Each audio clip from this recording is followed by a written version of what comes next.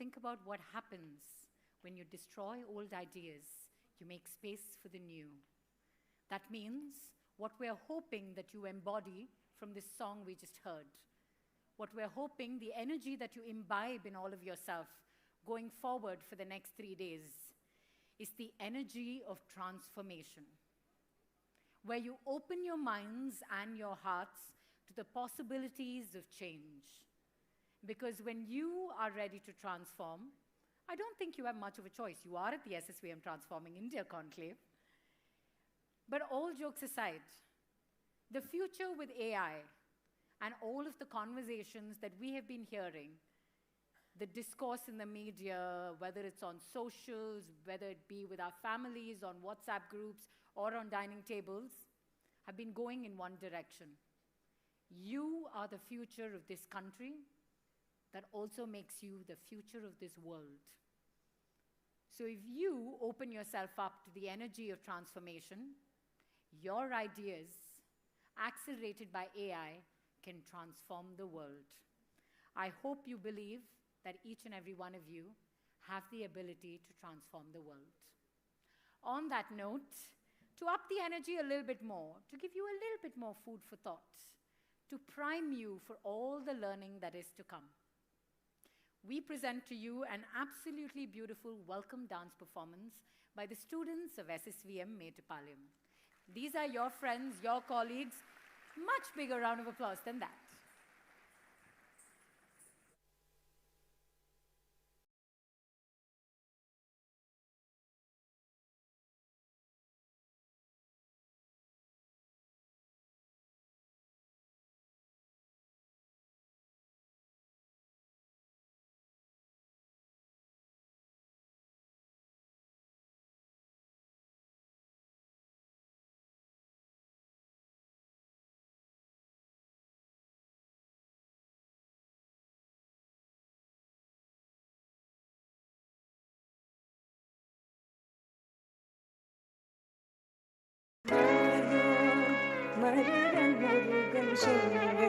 வேலோன் வேடுவர் குலமங்கை மாலோன் மருகன் முருகன் செங்கை வேலோன் வேடுவர் குலமங்கை ஆலோலம்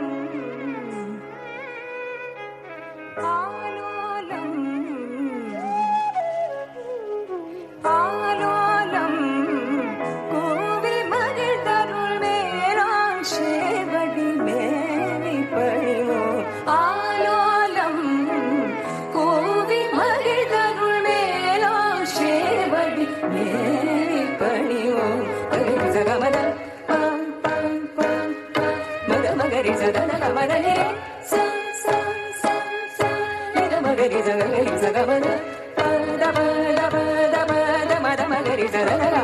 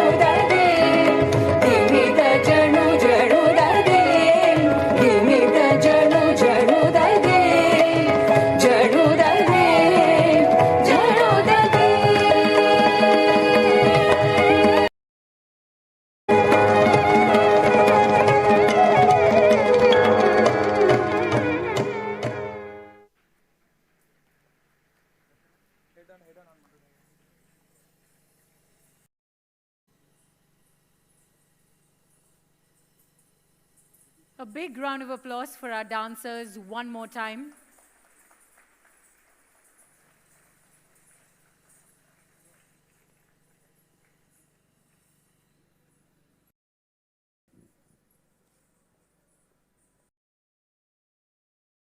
So once again, ladies and gentlemen, boys and girls, teachers, special guests, on behalf of SSVM institutions, Vanakkam, Namaste, hello and welcome to the SSVM Transforming India Conclave 2025. This year's theme is AI and humanity co-creating our world today. And it asks a very simple, yet truly profound question. What happens when the fastest tool in human history meets the deepest values in humanity? Well, I thought this is one place where I might find the answer, because this is one of those institutions, and youngsters will be debating and discussing values, discussing the future of humanity, discussing a new startup idea, egging and cheering someone on as they come up with something. They'll be called crazy. But right here, they will be called a savant, an innovator, someone who's truly unique. That is what you are fortunate to be born with. More importantly, fortunate to be in an institution that embraces that in each and every one of you. So ladies and gentlemen, what does AI bring to the table? It brings with it speed, scale, prediction. What do we as humans bring to the table? Well, apart from being the creators of AI, what else do we bring to the table? Well, we bring with ourselves purpose, wisdom, but most importantly, our compassion. Because together, AI and humans, what are we going to build? Well, I'm hoping we're not just building intelligent systems, we are going to build an intelligent society. So let me give you a few numbers. Let me help you set context to understand a little bit more about AI and what's going on in the world.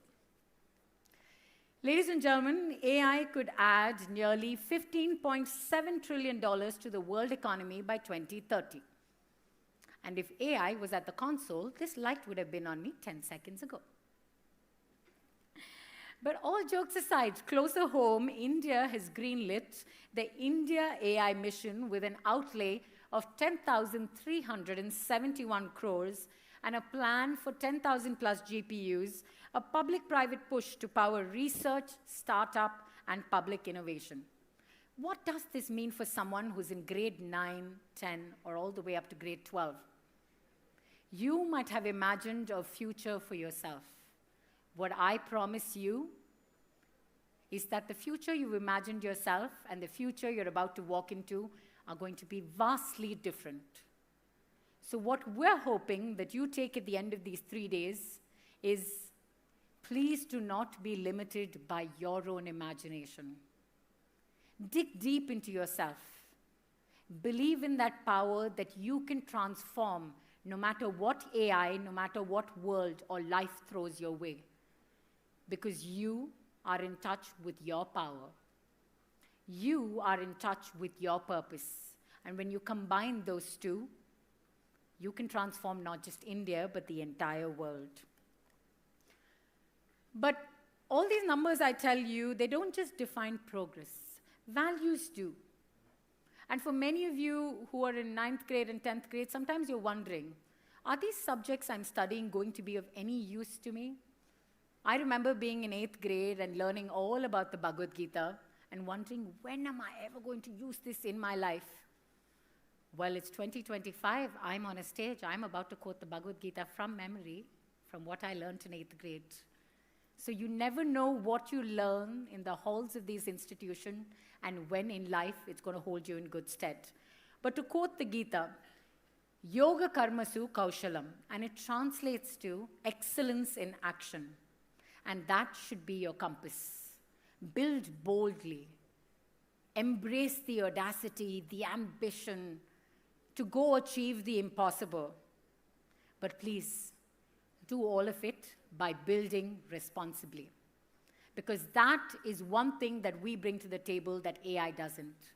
Our responsibility to those sitting around us, our responsibility to humanity at large. Ladies and gentlemen, Sundar Pichai calls AI more profound than electricity or fire. It is a force that will touch every single field. And Satya Nadella emphasizes that its true promise is to empower people, not to replace them. Take that in. AI is not here to replace any one of you. It is here to empower you. It's here to be the rocket fuel to your dreams. You're going to have to change a little. You're going to have to adapt. You're going to have to think, be quick on your feet. But if you can do all of that, and you're trained to do all of that, because you study here, the world is your oyster, and we're hoping you go out and chase it. There's a lot of conversation about AI in the abstract, but it's being used right now, this very moment, as we're talking. There are AI river flood forecasts that give communities up to 7 days of warning, and this is being used all across India for the last 2 years and is being used even today. We're also catching diseases far earlier than we ever would have, because we have AI reading chest x-rays in just mere seconds, in places where we do not have access to hospitals, but just a van and a portable chest x-ray. We're screening for cancer affordably with apps like Thermalytics that uses thermal imaging to provide radiation-free breast cancer screening. We're protecting people's eyesight with AI systems triaging diabetic retinopathy. We have platforms like Bharshini and accessibility features that you're all familiar with on your social media platforms like Live Caption and Seeing AI that helps you translate, transcribe, describe the world in real time. Because our world today is not just in real life, but it's also in the digital square. And we're trying to make the digital public square more inclusive, and AI helps us do that. On farms, we have farmers using mobile phone apps to take pictures of their crops to figure out what plants are diseased, how they can go about tackling it in an organic manner. So our task isn't about man versus machine. It is about humanity with machines for humankind. We align capability with character, and we match acceleration with ethics. So ladies and gentlemen, boys and girls, this is my 4th year at the SSVM Transforming India Conclave. My name is Sahitya Jagannathan, and I wait 364 days every single year for when I will be back. Thank you for giving me the privilege and honor of your time, your minds, and your hearts. I hope I can impact you in a positive way. Thank you once again.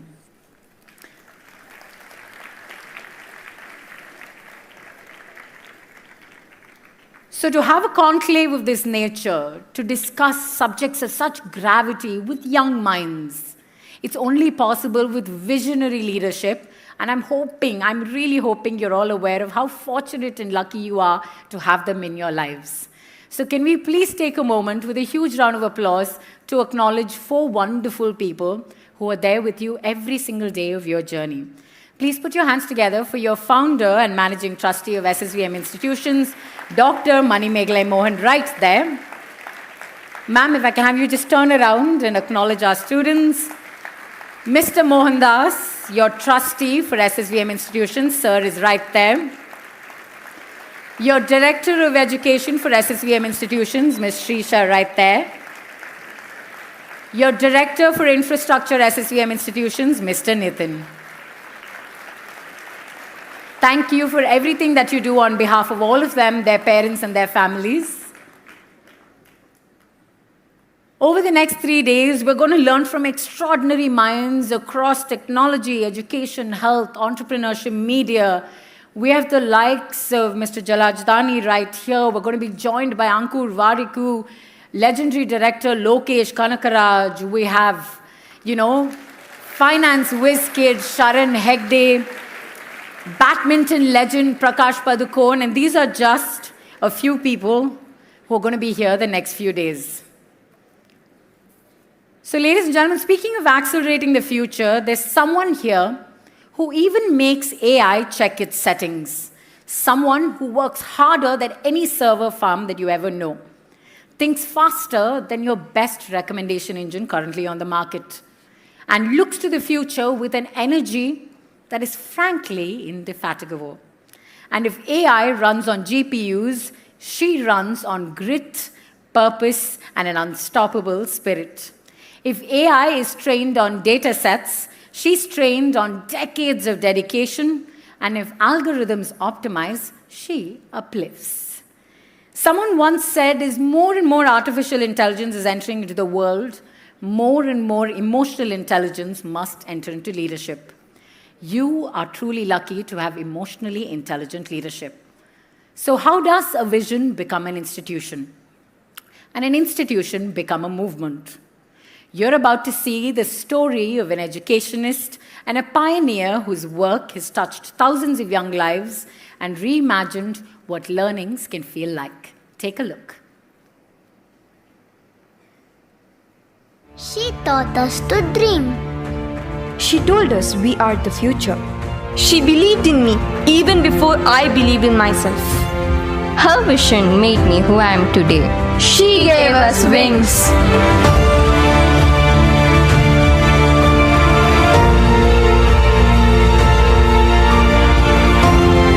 Ladies and gentlemen, please welcome to the stage a visionary reformer, a pillar of women educators who've been supported, the champion of teachers, and of course, she brings together modern education and timeless Indian values.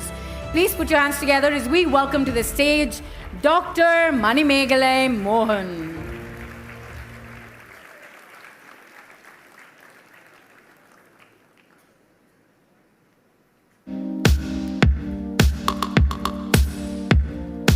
Ladies and gentlemen, with 28 years, her legacy has been a living promise,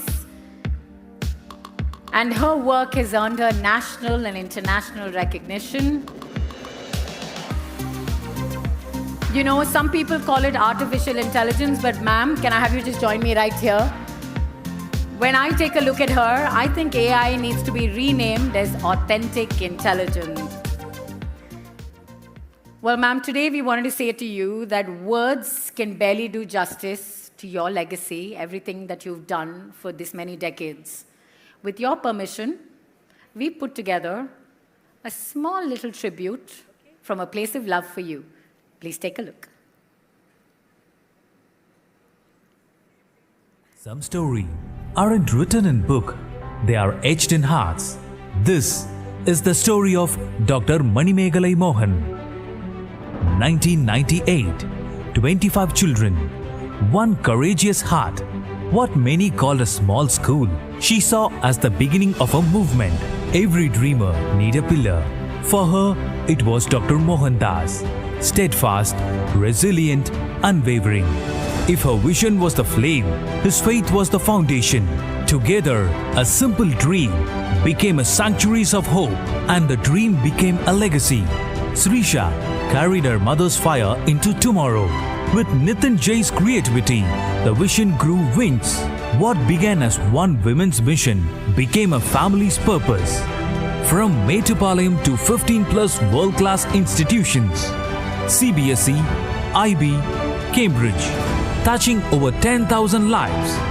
And the world noticed Global Lifetime Achievement in Education. Nelson Mandela Leadership, Most Influential Educator of the Year. Her voice carrying Indian education across continents. Through the SSVM, transforming Indian conclave, she brought thinkers, leaders, change makers under one roof. She gave children a stage, not just to listen, but to question, to imagine, to dare.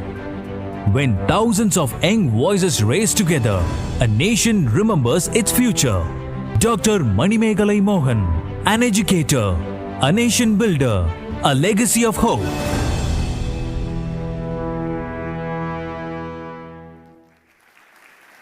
Ma'am, you continue to inspire us every single day. Can I have you join us center stage? May I please welcome to the stage Mr. Mohandas, sir, Ms. Srisha and Mr. Nitin. We'd love a picture of the leadership team together first. May I invite you all to please join us up on stage. Ladies and gentlemen, keep that applause going. Wasn't that incredible? And I think what she's looking to instill in each and every one of you is that if she can do it, so can each and every one of you. welcome, welcome to the stage. Can I have you step together for a group photograph, please?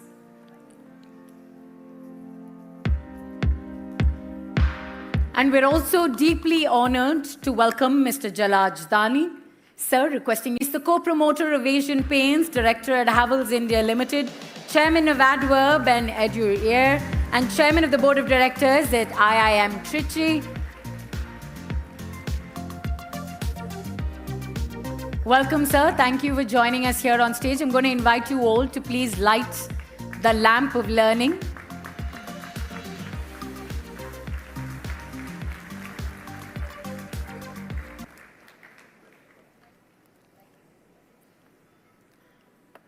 As we light this lamp, the flame is kindled. May it illuminate all of our minds with wisdom, steady our hands with discipline, and guide our actions with values.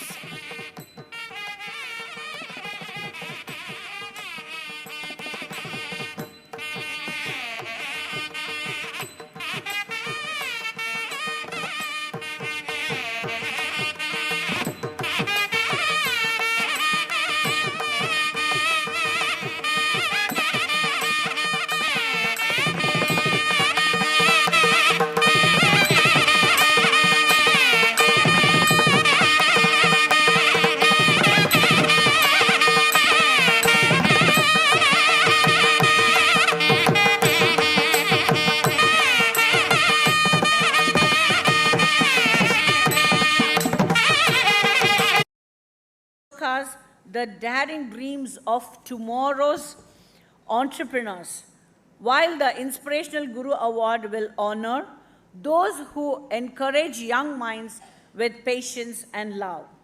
Our workshops today will ignite curiosity from art plus AI.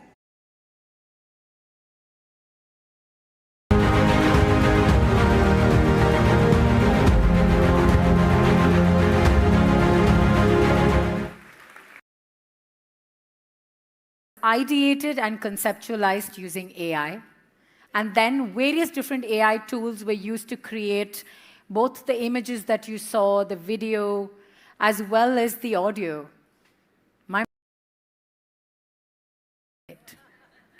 Or at least it's trying to keep up. It is trying to keep up. And it's hard to keep up with authentic intelligence right there.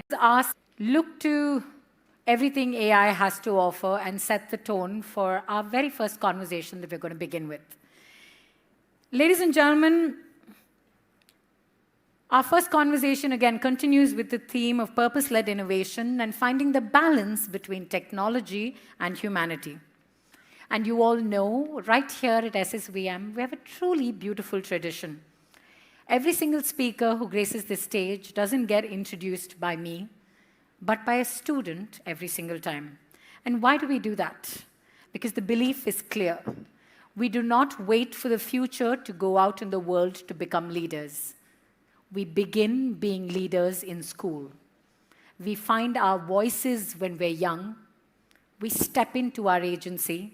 We step into the spotlight. We learn to let our light shine bright.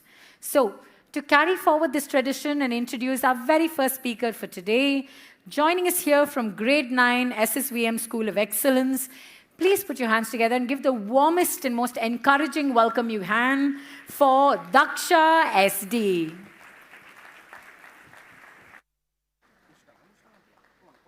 Hello, Daksha. Stage is all yours.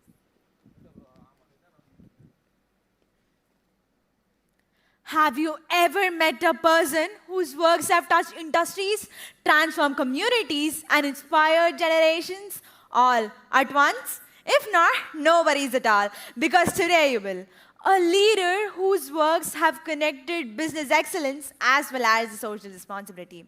Yes, I am talking about Mr. Jalaj Dani. Mr. Dani is best known doing something outside the classroom, outside the campus is a third way of doing it and measuring its effectiveness. But I would say those are the two things. If you really enjoy and if you are good at it, you'll be able to get the maximum out of technology and do more and more of it, and hopefully do it better than anyone else in the world. Okay. Find a way to enjoy it, then work really hard to get good at it. I like that. And through Adverb, you're driving robotics and automation. And for students, I think that's incredibly exciting. So can you give them real-world examples of how robotics and AI are already changing factories in India right now? How is it changing the workplace? Yeah, so what you saw was one product. This is, I think all of you watch cricket and IPL. You would have seen this in the field of play this time. It's a similar product. It's not our product, but what you would call a quadruped or a dog. This is something we have been able to develop it in-house. This is a startup. Adverb Technologies is a startup, and as you saw, the logo says human robot possibilities. That's what we do. We are all here, and what your theme is all about as far as this conference is concerned. So it's how humans and robots can create tremendous opportunities, possibilities. That's what we believe in. The company that started 7 years ago, as I said, it's a company that now sells more than 40% of its products and services outside of India. It's a company that has developed all this technology and products in-house right here outside of Delhi in Noida and Greater Noida. So it's possible to dream, it's possible to put these things together. And what you saw here is a product that can be used for security, for surveillance, for movement of material. What you would call a mule, that's what this is. We are able to do things at scale. We are able to do things right first time. We are able to do things safely. Imagine a world where you had a 20, 30 story structure which was all warehouse material lying, and you had to go up and down to get it, and you had to do it fast. You would not be able to do it at that height, which is the scale and the area where you have to do. You can't do it fast, so which is right first time, so you will end up making lots of mistakes, and you can't. With the deployment of technology, you are able to do all these three things. But at the back, there are human who are bringing various technologies, both software and hardware, various equipments, and ensuring that they talk to each other. Doing it in a safe way, and can go rogue and create challenges. And that's why, again, anything you do in technology has to be balanced with what we have heard ma'am talk and what you practice every day on the campus here. In the end, this is power in the hands of a few people, but it has to be responsibly deployed. It has to be done for safety. It has to be done for a better quality of life. It has to be done for better outcomes for everyone. But it can become abusive. It can become, and that's always been a challenge with technology. But the civilization over centuries has dealt with very responsibly, and that's the onus on all of you as young people to balance, if there is efficiency on one side, with values, with responsible behavior on the other side, impact, taking it to the social sector. Applications like this, we have another venture which is in drones, and there is very little difference as far as technology is concerned between a robot. I was greeted by one of them as I walked in. We make many of such similar equipment. So robots move on the ground, whereas drones go up in the sky. So the navigation systems are slightly different, but outside of that, most of the technology and parts are overlapping. So, sir, can I jump in and maybe Yes. ask you a question? Because I've been told tomorrow I'm co-hosting with a robot. Okay. And we have teachers in this audience. How far away are we from having maybe robots as teaching assistants or as teachers? How far are we from that being a reality? I think some of that is happening today also. And technology will get better and better as it is used, and brighter minds work and shape it. But it still needs guidance. Of course. It puts together huge amount of data in a meaningful way, in a purposeful way. And I think more and more of that is happening in every sector, whether it's agriculture, whether it's healthcare, sports. The way a table tennis ball moves, what happens when it hits a racket, when it hits the surface of a table tennis table, how to train better, how to anticipate. The deployment of sports science as far as body functions are concerned for sports. So every area you will see more and more deployment of technology, and the more we deploy, more we will learn, more we will get better, and again we will deploy it, and it will help more and more people. Because there are so many underserved people in this country and all over the world. And if anything, India is leading the way as far as some of these technologies are concerned. So it's not only English, it's not only Hindi, it's not only Tamil, but so many languages in which people are able to communicate today. You have experts from voice, you have experts from vision, so many of them coming and speaking to you in the next 3 days. Decision making, speed of decision making, how accurate your decision making is definitely becoming better as far as the business world is concerned also. The film that you showed and you said that how it was conceived and executed. So definitely technology is able to do even more than what we can imagine. We never thought when we started the robotics venture what will happen with a quadruped or a dog that you saw. Cobots, which are robots that are collaborating with human beings. Yes. And that's what it is about. And there's one more film on that. Maybe later you'll see that we are working on. Or in the area of drones that we have done. None of this we envisaged, and it gets picked up by media, it gets deployed in, unfortunately, wars also sometimes for good and bad purpose.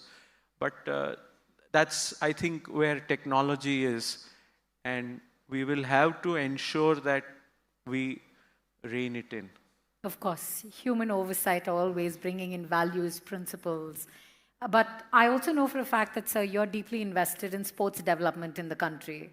And you even mentioned a quadruped that we all saw during the IPL. But how far away are we from maybe seeing a robot umpire a cricket match, or being involved in maybe training and maybe not Virat, but telling somebody else, maybe try this strategy differently. You've tried this in 6 other games. The outcome has never been good. Try it differently this time. How far away are we from a reality like that? Actually, we are living that today. We're living it today, okay?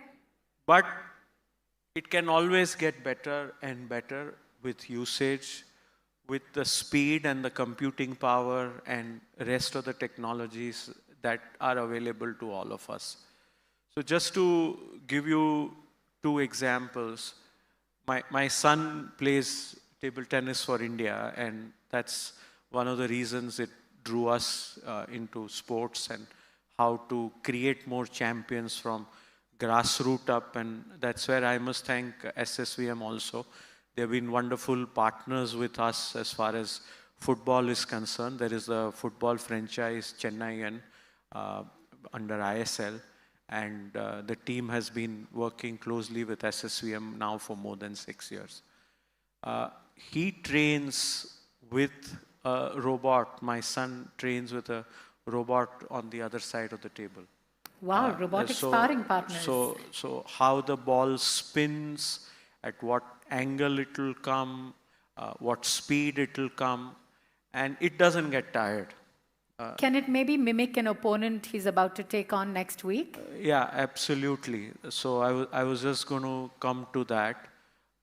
We are working and designing lots of technologies. So we do a lot of work with almost 600 residential athletes across many Olympic sports as India prepares for 2036 Olympic bid. And Prakash sir is from badminton is coming here in the next 2 days, I saw also. And we work very closely with all of them.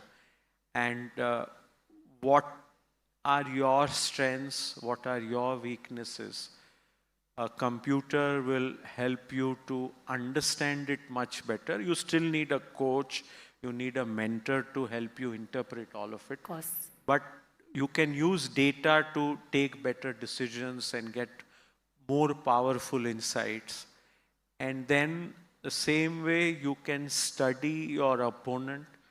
You can study your opponent in different playing conditions. Somewhere where the air is thin, because the size of the room is different. The altitude where the stadium is different. The humidity is different. The temperature is different. How has that player done in other parts of the world in those conditions versus many different opponents? All this was a skill in 60s, 70s, 80s, 90s. Talent was always there as far as sports is concerned. But now you have these tools. They are able to bring in data from multiple sources and distill it and give it to you in a ready-to-eat form. And that makes more sense. There is a concept of hallucination. Technology will make mistakes. Technology will imagine things also sometimes. And that's where human interpretation, human guidance is important. But having a coach who has understood how to use data, having a coach who knows what skill is, what talent is, but at the same time bringing in these data points can make a huge difference as far as preparing an athlete is concerned. Same happens with sleep. Same happens with nutrition. Oh, wow. Today there are apps that are available that monitors, and I'm sure some of you have it on your wrist also, that helps you to monitor the quality of your sleep, the quality of your recovery. All of that may not be 100% accurate, I must forewarn you. It's still work in progress, but you have better information than you had before that helps you to train better, to push your body. We have an investment in a device, Fourth Frontier. It's about this big, and it's a strappable device. It's a startup from Bangalore, and it monitors your heart condition. Lots of people get angina, pain, and other things, and then it becomes difficult to interpret or give them help because they may be in a remote location. With this, the data is available with your doctor, with your family member, with your cardiologist, your sports science person also. And they can help you to train better, how much to push your heart, how to plan your recovery and things like that. Again, I want to say it's all work in progress. But it's all here and it's only getting better. I love that. It's very future positive with a tiny dose of caution on the side. And I want to explore that a little bit because we have young students here from the age of 9 to 12. The sports people you're talking about, they have an army of coaches, mentors, people looking out for them, people helping them interpret data, understand how to work with AI. But for a lot of them, it's readily available on devices at home. How can they identify when AI makes a mistake? How can they learn to take maybe data that AI has read that they've fed in, maybe for an assignment, maybe they're doing some research for a project? How can they approach the AI, learn where are places it's likely to make mistakes or identify when AI is being inaccurate? Because that is a skill set they need to learn. So there are two words that have not been touched upon so far from morning. I've been just seeing what has come on the stage and what we have discussed so far. One is judgment or interpretation. It's absolutely important to look at any data, to look at any information, and fortunately or unfortunately, lot more information is available because of technology. I'm sure it happens to all of you, but happens to me. I look at an email and I know it is an AI-assisted mail that has come. My colleagues have started using it. Their mails read better, but they have become longer. And I find it very difficult to interpret them because I get lost in so much content that they give. So somewhere all this information is available. And it's great that all this information is available. And the information will get filtered and come out much better because of technology and the number of users over a period of time, which is a great thing. But still, you have to exercise judgment. You have to interpret what's given to you. What's put in front of you is not the gospel truth. That's not the reality. It may be reality, but it may not be. And I think it's your responsibility to understand that. Your teachers are preparing you for those skills in this school and in the college that you will go hereafter. Other word that has not been used is inquisitive. You need to stay very curious. You don't know who is coming up with better things, better solutions, better answers than what has been there in the past. It's a trait all of us have. Coming to institutions of learning like this, we hopefully get better at that. We need to stay curious our whole life. All of you as students have grandparents or maybe even great-grandparents in some case who are using WhatsApp, who are using voice messaging, who are doing many things like YouTube and other apps that they are deploying. I think the reason they are able to do that is because they are curious. And you are so young, and what you learn today, within 3 years and 5 years will become obsolete, if not earlier. So you need to continuously stay hungry for information, stay hungry for knowledge. And that's one of the things you need to learn when you come to an institute of higher learning like this. I know the purpose is to do well in exams, and over last so many years, what's tested in exams has also changed. So it's not only reproducing what you have read or heard, but it's helping interpret and put it in a meaningful way what you have absorbed. And I hope the education system also evolves and goes hands in hand with how technology evolves, because what you asked earlier is teaching assistants and lots of other tools will be available because of technology. So, sir, can I get you to maybe address the teachers in the audience? How can teaching evolve today? How can they embrace AI? Because students no longer go to libraries. They're not even Googling for an assignment anymore.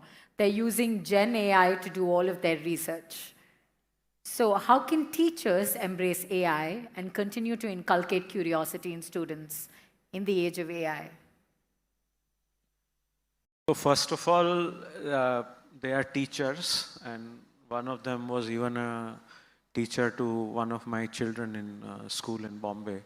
So I think teachers have to be spoken to with a mark of respect. So I'm not here from the stage with a mic preaching any of you, but I can only say what I do, because where I sit and where I operate, I also have the same concern, I have the same fear. There are people working around me who are deploying technology, who have many more answers on products, solutions that we are developing. They are smarter than me, they are younger than me, they are faster than me. So one is, of course, to invest time in staying abreast with what's happening in the world.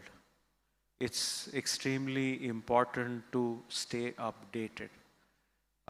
That's again going back to what I said, curious for the students. I think we need to know what's happening out there. Other is, I think technology makes life much more easy in many parts. And that means you have a lot of free time. So figuring it out how technology can work for you, work with you, so you have more time to think, more time to reflect. I think these are two words you tell your children all the time, think and reflect. And I think we all need to do that too on a regular basis, and ask ourselves that question of where the world is going, in that the subjects we are teaching, how they are going to see a big change, and how we can connect those dots and help our students see the world better and prepare them for the new world, because I'm sure that's what all of you attempt to do. It's just that the world is changing very fast. And the last is, of course, values endure, as they say. So some things don't change. So how to reinforce those values, how to have that as the foundation for the students, is also our responsibilities as leaders. We are business leaders, you are academic leaders, but we have to stay true to our values. Lots of deviations will happen because of external environment, because of temptation. We have to bring them back, which I said earlier, exercise judgment. So I love the fact that you emphasized on, staying rooted in our values that will guide our judgment, which is very much needed with regard to AI. And you also encourage them to continue to be more inquisitive and explore. So we have some very, very inquisitive grade 9 and grade 10 students. And if this is their introduction to AI, what would you suggest they explore?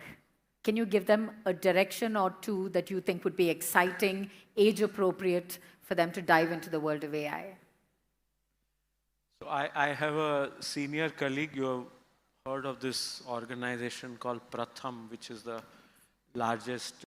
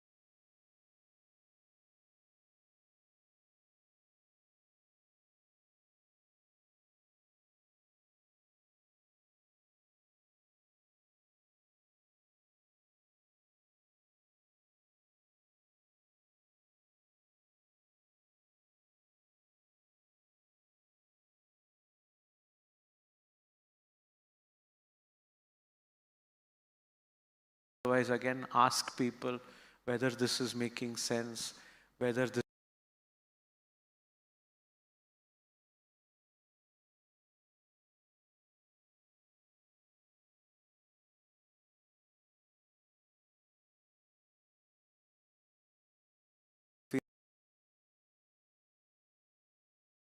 the country, we had to book a call. Sorry, did you say book a call? Yeah. Who are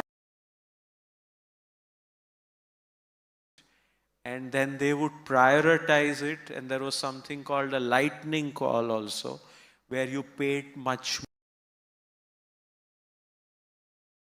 more within few hours. Same way we had a fax system, which and transmitted on the other side and printed out. When I started going to college is when 95 as far as India is concerned. And what you guys now call them dumb phones is came in. So I think technology has evolved, helping things do better. But it's for us to figure out what to do. Down, screen facing down when we talk to somebody, when we are ringer, when we are at the dinner table, do family members talk to each other?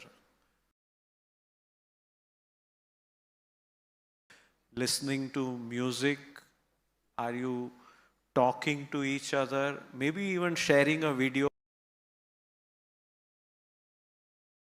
Same thing happens at a workplace. There is a huge human need to connect with others. There is a huge need to be appreciated and applauded, to feel valued. Emotions is all that we are. We have the cerebral side, we do things for a living, but passion is equally important. So all these things can't be replicated any other way. My son can relate to somebody who comes from a very different economic and a social background as a table tennis player, and he is a brand ambassador for Rolex. So he can go and talk to the CEO of Rolex, which is at a very different level. But that's what sports has taught him. And I think whatever you do, you have that human need to connect with people. Because in the end, we only talk to people through that language which other person understands. So technology helps you to get better. It frees up your time, but going for a walk, reading a book, maybe you can read it digitally, but watching a movie, whatever it is, and doing it with your friends, there's no substitute to that. There is what this concept that we are trying to popularize. It's called physical literacy. So even the National Education Policy and all talks of numeracy, reading, writing, all this. We are saying it's important for kids to play for 1 hour every day in school. We call that physical literacy, because that's when you interact with another human being. You take the losses with the wins. You become a team player. You sacrifice for your teammates. All these human qualities and needs that are there. That doesn't go away.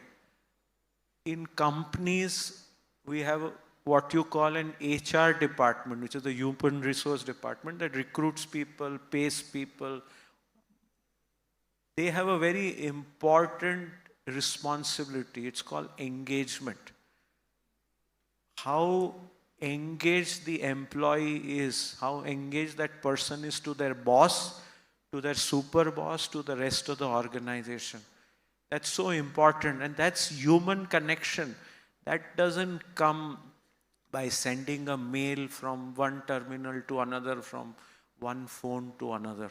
Social apps on digital will be there, but that will help you to connect to people better. Today I can connect to so many more, but making that connection and making somebody feel special and feeling special yourself. Thank you, sir. In the spirit of connection, we have a few more students we'd like to connect with for questions. And I think we're a little short on time, so we're going to do 2 more questions. Over to you, young man. So I am Kriti. How do you evaluate whether a new technology is solving human problems or just chasing hype? How do you evaluate if a technology is solving problems or just hype or maybe creating problems? How do you evaluate? So it's difficult to know, to be very honest. We struggle with this every day. If you had called me 6 months from now, we hope to launch a humanoid in the same company. It's expensive to develop these technologies, and one is never sure whether we'll be able to develop it also. We may not have all the skills, we may not have all the knowledge in the organization. But it's a leap of faith. We believe we have most of the building blocks and we can put it together better than somebody else and hopefully make a product that is better than anybody else. Because that's the only reason somebody else, a customer out there, will buy your product. Otherwise, if it's not as good, you as a customer will go to somebody else. On your phone also, there are so many apps you have. Some you go to and some you don't because you think the user experience is not good or the content is not rich enough or whatever. So there is no easy answer to these things. You are professionally trained, you are qualified, you have lots of people around you in the ecosystem who are giving you inputs on what will work, what will not work in terms of putting it together, and then more importantly, to commercially make it a success. You will hear this phrase many times that this product came too early. It came before its time was due. And many technologies are available in a lab, in an industrial outfit, in somebody's mind. But to translate that takes extraordinary efforts.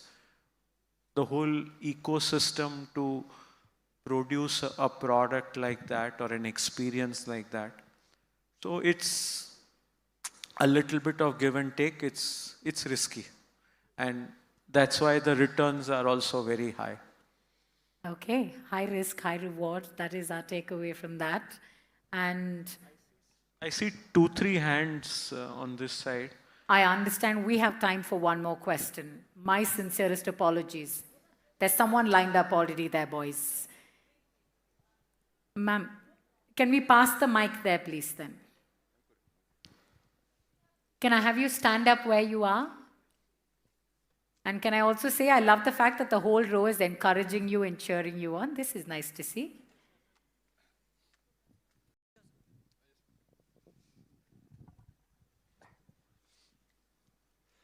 So, sir, do you think that AI can be used for ethical thinking? For example, to evaluate a crime?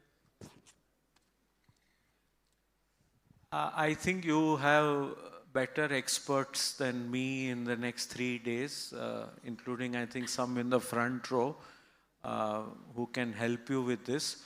But I'll tell you my personal view, and I may be wrong, and that's where you exercise your judgment to believe what I'm saying. I think AI can help you to put together a lot of information. whatever ethical, moral dilemmas that you have, some of this has been seen in other parts of the world, in other spheres of life. If you can get all that with you, you can make a much more well-informed decision. And again, it's about values, it's about judgment. So you'll make a more well-informed decision. In the end, your own principles will determine whether you made the right decision consistent with your value system. Because in the end, I always say that, and you are too young, so you probably fall asleep every night exhausted from using your phone, but some of us are not like that. I hope you are allowed the phone. The way you are nodding your head, I'm not sure. But all of us say that when we put our head on the pillow in the night, we should get a good night's sleep. So none of those ethical compromises. So it's important to get all that information through technology. But in the end, there is no substitute to intuition, gut feeling, confidence, judgment. Okay, interesting. I don't think we've figured out how to code for intuition, gut feeling, ethics, and forget things being black and white, the entire spectrum of gray. Sir, thank you so very much. This has been absolutely incredible and insightful, and I really wish we had more time. We have a ton of questions. Thank you. Can I have you stay back, give away a few awards before you go? May I please welcome the management, the leadership team to please join us up here on stage.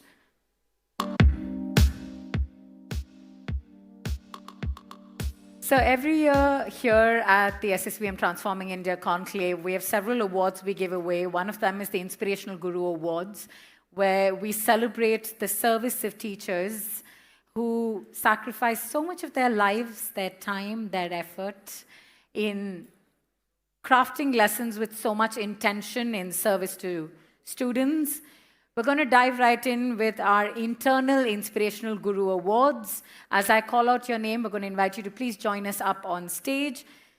First up, Miss Sobia H. from Sri Saraswati Vidya Mandir School, or SSVM.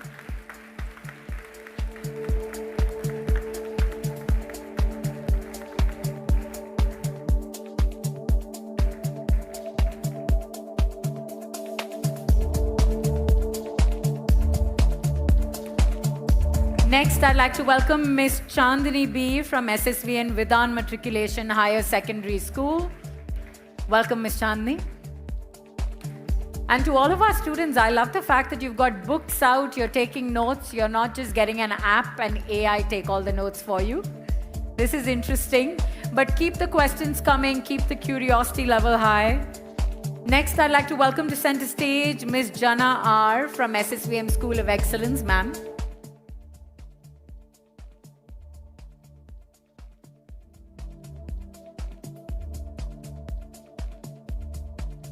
Boys and girls, AI will not be stepping in for the applause, so the human beings here are going to have to keep up the energy. Next, Ms. Roshni Balasubramanian from Kids Casa.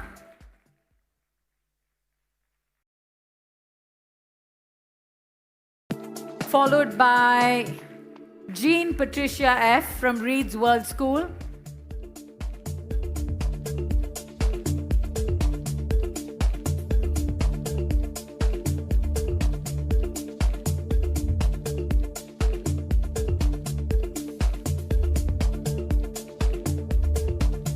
Next, again from Reed's World School, Miss Curie Prince. My, with a name like that, if you're not winning Nobels, you're raising future Nobel winners. Miss Curie Prince. Followed by Miss Maria Debeta Thomas from RU K5 campus. Miss Maria, if I can have you join us center stage.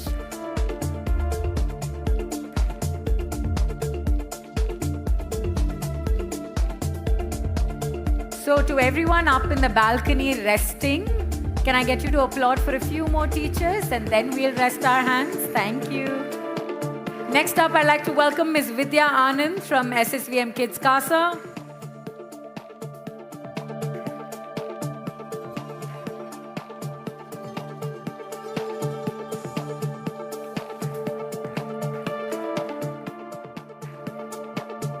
Followed by Dr. V. Saravanakumar from SSVM World School.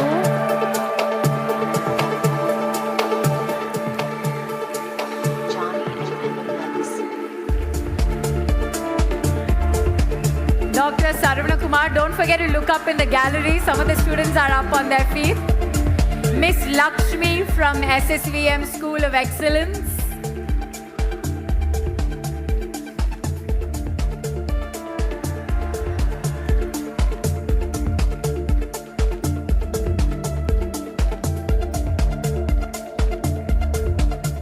Miss Purnima J from RU Early Years.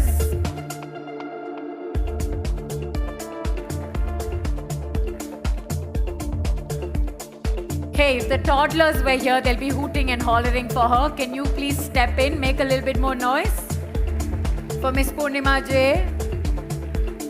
Next up, Miss Maithili V from RU Continuum.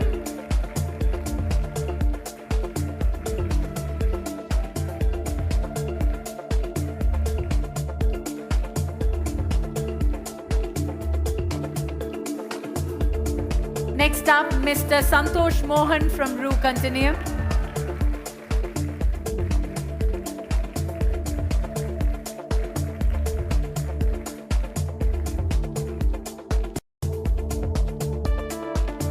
And next up, we have Miss Preeti K from the RU K5 campus.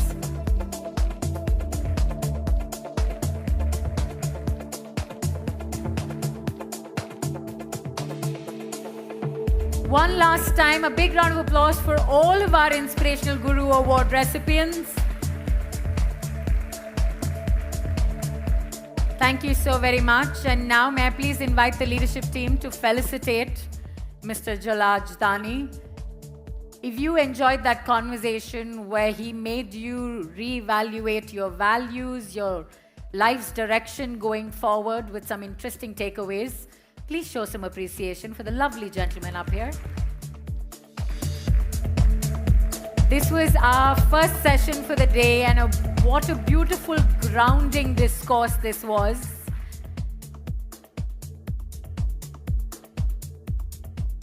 Thank you so very much for that incredibly inspiring session. Thank you.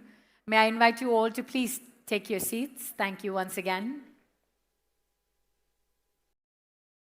Ladies and gentlemen, as we continue this journey of humanity and AI, our next conversation is all about something very close to the hearts of you young people out here. This is about how small sparks of imagination can lead to big change. So in a world where AI is no longer distant or abstract, we heard about how AI is being used everywhere, from the cricket fields to in factories, changing the way we live and we work. It's been helping us learn faster, solve problems smarter, and more importantly, I think AI is truly beginning to make us dream way more audaciously than we have before. So, to continue the SSVM tradition of having a wonderful, promising young student join us here on stage to introduce our next speaker, may I please welcome to the stage Amrit Roshan from Grade 10 from SSVM Metupalayam. Please make some noise.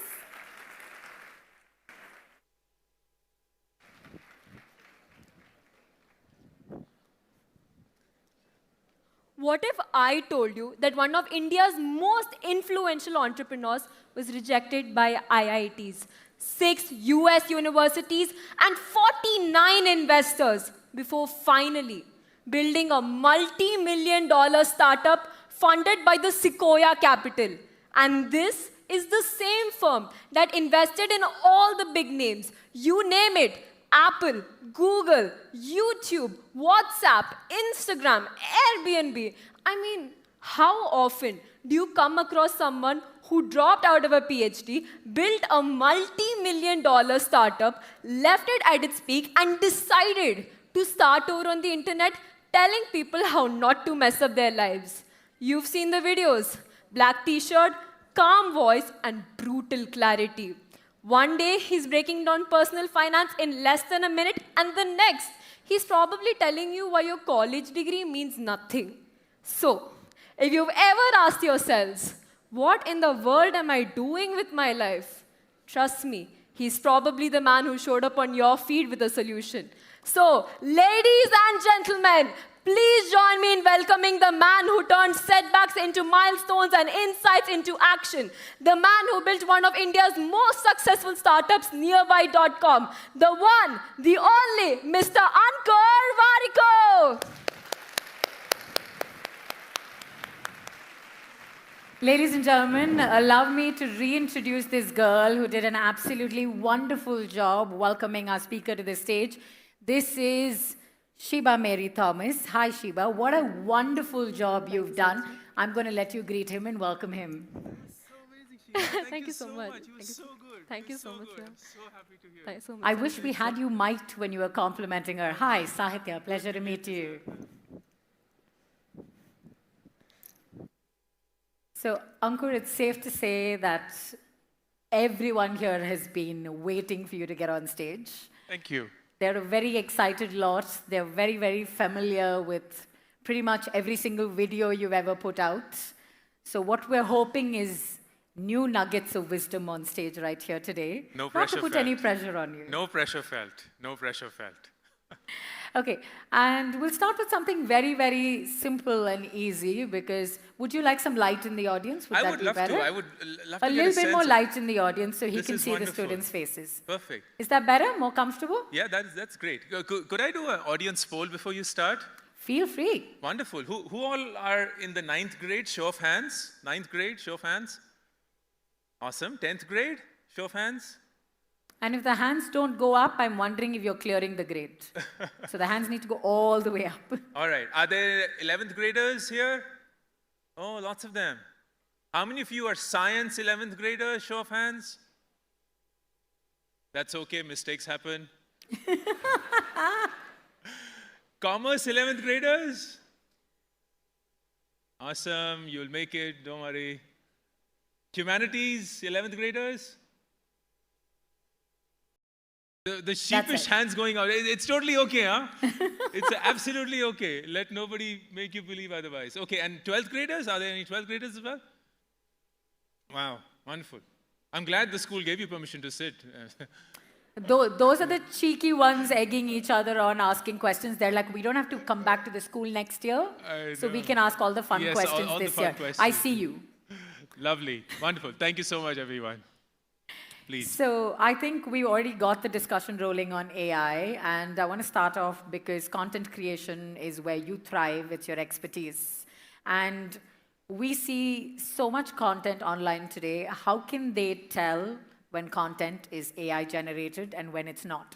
Because some of it is easy to tell. Yes. But some of it deceptively not so much. Sure. So how can they tell that apart? That's a great question to start. The thing that I will always rely on is what you feel in your gut when you go through any content piece. The truth is the following. You don't follow content just because it's glamorous, it's very slick, it's very nicely edited. You follow content because you connect with that content, because you felt that it spoke to you in whatever language, in whatever mechanism. So it's possible you may like comedy because it appealed to you in that moment. It's possible that you liked tragedy because it appealed to you in that moment. It's possible that you liked informational content because it appealed to you in that moment. And what is absolutely true, even though AI technology has been there for several years, AI is of course a recent phenomenon if you've been a consumer, but if you were to just step back, and I've been very fortunate to have lived in the technology space for nearly 2 decades now. This AI revolution has been on for several decades. It's only now that it's become more popular and more. you will always connect to what is the authenticity of that content, irrespective of who's generating it, how it's coming across. And that will always be the best measure of whether it is factually or morally the right thing to follow or not. It's totally okay if you have fallen in love with an AI content creator. There's nothing bad about it. But you will always find that there is something in the way that they narrate, something in the way that they share, something in the way that they express that you resonate with. And if you find yourself dismissing that, it could very well be a human. It could very well be the worst replica or form of an AI avatar. I would say that the best thing you can do as a student, as a young individual, is to train your intuition and your gut and come to believe in it. There is gut and intuition in humans for a reason. There isn't that in animals. There is no species that relies on something called gut and intuition, but we do. And it's absolutely okay for you to rely on it, even if there is no explanation why. Maybe, and I'm just extending this to beyond AI, you meet a new person, and you can't explain why you don't like them. You can't explain why there's something off about them. You can't explain why you don't like their vibe. And you know what? It's okay for you to not explain it. It's absolutely okay for you to not proceed because your gut is telling you something. And the opposite is also true. You may meet somebody for the first time and you love their energy. You love their vibe. You love how they speak. There's something that attracts you towards them. It's okay for you to not have an explanation why. It's okay for you to stand in front of your own self and be like, I have no idea why I like or don't like that person. Because at the end of it, you will build that gut and that intuition over time. And AI is just one more test of your gut and your intuition thrown into the scheme of things. It's making it very interesting, also very hard, but I love that challenge, even for myself at 45, and certainly for you at 14, 15, 16, 17, that we have this new test where NEET and all the other exams, we now have to prepare for this life exam as well. Am I depending on my gut and getting to hear it and acknowledge it because I feel something is off? Or do I just go with the flow, or worse, go with what others are forcing me to believe and have no point of view of my own? Ankur, before we jump into AI, I want to jump in here because you're talking about intuition and gut. Yes. And I remember being 14 or 15 and wondering, is that my gut telling me something? Am I nervous about it, and am I hearing that voice? Or is this a reflection of maybe my insecurities? How do I tell those apart? You can't. At 14 and 15, it's impossible to. And I think that's the beauty of being at that age. I also remember being 14 several years back. And at that point of time, you're just beating yourself up because you don't know what is right, what is wrong. If there is a right, if there is a wrong, your teachers are telling you something, your parents are telling you something, your friends are making you believe something. And I'll be the first one, as I was introduced as well, the first one to raise my hand and said, I'm wrong. And I realize I'm wrong. I made a mistake, and I realize I made a mistake. Because the purpose of life is to not do everything right. The purpose of life is to figure out that you did something wrong and to correct it, so that the number of events that you falter at become lesser and lesser and lesser, but you never become a perfect person. And at your age, the worst thing that you can do is to run away from making a mistake. The worst thing that you can do is to be fearful of failure. Please don't go and pursue failure. That'll be kind of stupid. But if you fail, which you inevitably will, don't be scared of that, because that's the only training that will prepare you for life. So if you don't know whether it's your insecurity or not, sit with yourself and ask what it could be. And if you don't have an answer, it's perfectly fine. Over time, you'll get to that answer, but don't ever run away from that answer. It's funny, I was having this conversation with my 14-year-old yesterday, and I told him exactly that. His name is Vidur. I told him, Vidur, here's the best thing about losing at something you were trying to do. When you lose at something, it could be a race, it could be an exam, it could be even a relationship, and you figure what went wrong and you fix it, you have one less reason now to lose. You have one less thing that you could possibly lose at tomorrow.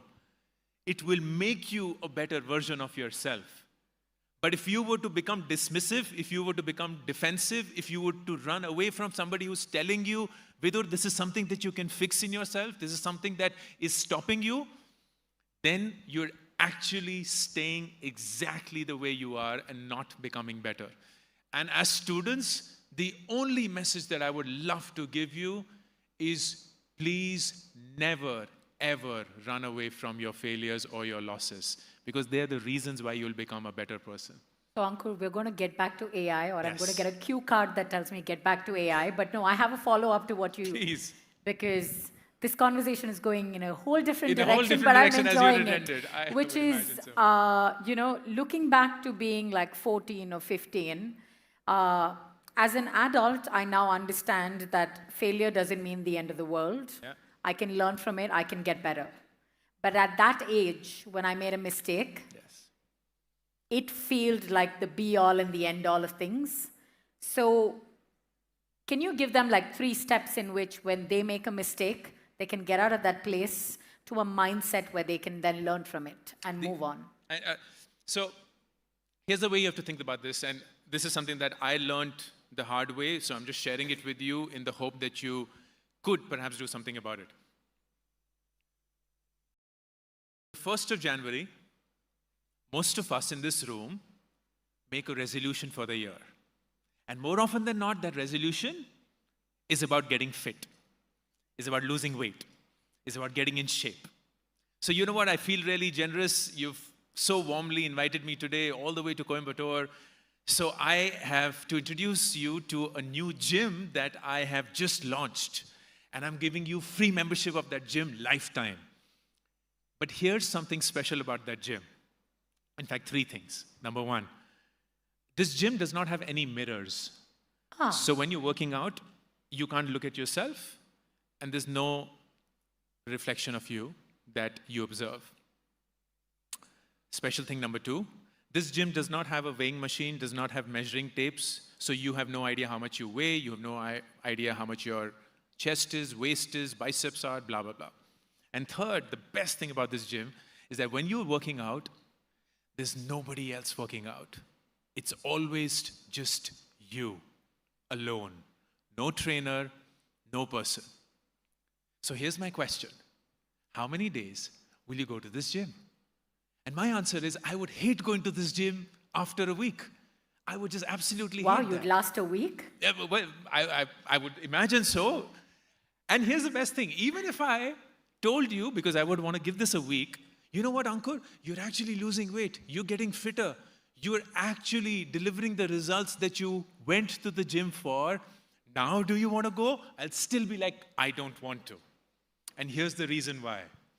This gym does not give you what is the core need for every single human: a sense of progress. This gym takes away that very same need that all of us have. We don't look at the mirror, so we don't know whether we're getting fit. We don't have a weighing machine or a measuring tape. We don't know whether we're losing weight. And we have nobody telling us, are you working out, bro? Are you, like, you look fit, you look nice. Is there something that you're doing? No feedback at all. And if there's no feedback, no sense of progress, even if you're progressing, you will give up. Now, to answer your question, if you fail, that's a moment in time. Whether it's an exam, whether it's an interview, whether it's an entrance test, whether it's at a sporting event, whether it's even a relationship, it's a moment of time. But if you were to not document your progress, if you were to not sit down and say, this is how I felt on a good day, this is how I felt when I was really driven, this is how I felt when I was completely broken down, these are my metrics, whatever that metrics is, my state of mind, my happiness quotient, how valuable I feel, how great do I feel, how positive do I feel. It will be negative, it will be positive, but that's perfectly fine. You will never know that you're actually moving ahead because you've completely forgotten what it felt to feel good. Because in that moment, as you mentioned, it just feels like the end of the world. It feels like life is over. I am dead. I'm incapable. I'm unworthy. I cannot make this happen. I'm an absolute failure. And I felt that. 2 times not making it to the IITs, completely crushed. Several universities refused. Thousands of rejections in my failure resume.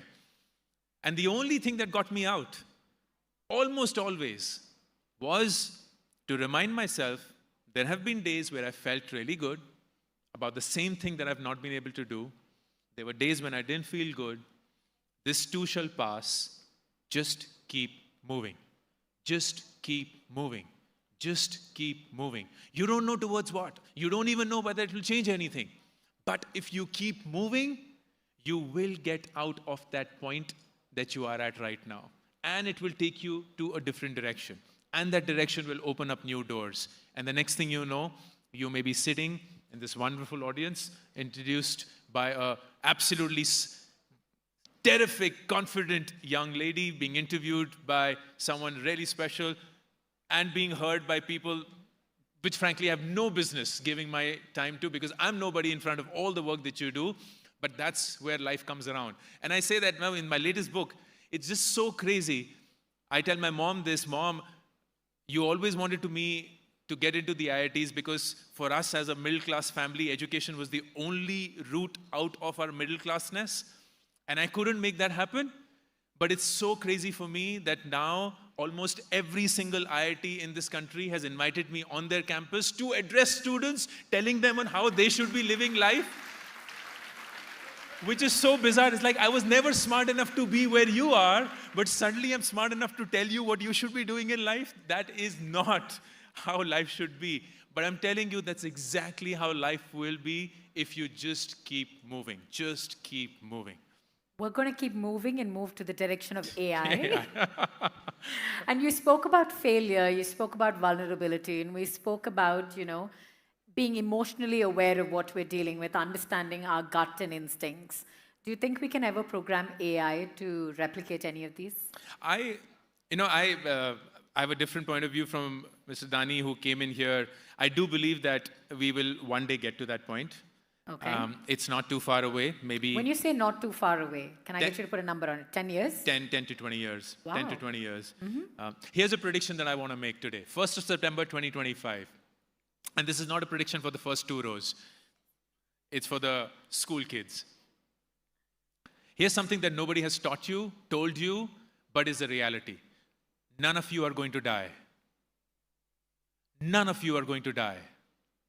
I don't know how you feel about it, but none of you are going to die naturally.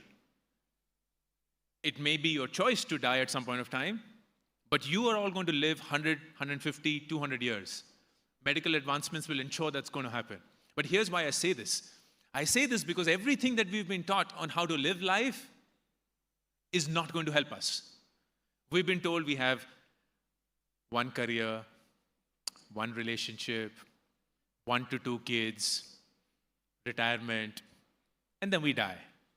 And suddenly, if you have to live a life of 150, 200 years, you are going to have multiple careers. You're going to have multiple relationships. You may choose to have several tens of kids. You will certainly not have retired life for maybe the first 100 years of your life. And you have no idea how to build a life around that life. Because everything that we've been taught is so time-bound. So when I say that in the next 10, 20 years, there will be perhaps intuition, gut, perhaps even consciousness embedded in machines, I stand here with zero idea of how you're going to navigate that world. I have no clue. I'm just wishing the best for you. But if I were to go to the movie Matrix, I'd be like, may I be scared for you? If I go to the movie Minority Report, I'm like, should I be happy for you? If I go to Terminator, it's like, we're all doomed. It's the entire spectrum and range. And I love the fact that SSVM is having a conversation around this, because what we're all hoping is planting a seed in your head at this young age that you have a very big responsibility, which is not to get a career or a job or a degree. That is guaranteed. The fact that you're studying here, your life is 90% already sorted. It is for you to figure, how do you want to go about living and leading a life that is going to be so different from the life that we have led or we have taught you how to lead? Because none of the teachers, with all due respect, have any idea. None of the individuals sitting on stage have any idea. None of the fortune tellers have any idea. You are going to witness it all, and it will be something that you will have to change very rapidly. But to answer your question, no more than 10, 20 years before all of thinking and perhaps even consciousness and feeling will be outsourced. Okay, so then based on what you know right now, I have two questions for you. You brought up the matrix. Which pill would you choose and why? And the next question, if we ever, not if we ever, when we have robotics advance as fast as we can, we have humanoids, we have consciousness being imported into bionic beings, would you embrace it? Can we have digital Ankur Warikoos going around? I think that is inevitable. I think I'll be long dead, but I think I will continue to live in the digital era, way beyond. And it's just fortunate that our generation is witnessing that change, where it's so bizarre. And none of you kids will relate to this, but I have to tell you to impress upon you the world that I was born in and most of your teachers were raised in as well. So I was born in 1980. The world was very different. But to give you the starkest difference in reality from what you experienced and what I did is when my mom or dad would ask us while we were watching television to change the channel, we would have to get up and walk to the television. I kid you not. So she's my mom and she'll be like, Ankur, change the channel. And I'm like, sorry, you're not. I love how we're talking about the future and this man is aging me like by I don't know how many decades. And I would then have to walk up to the television and turn a physical knob. Tuck, tuck, tuck, tuck. Because that was the only way that you could change channels. And in that moment, if the channel did not show up, then we had to embark on a very serious mission, which was to send the healthiest, fittest, strongest person in the family to the top of the building we used to stay at.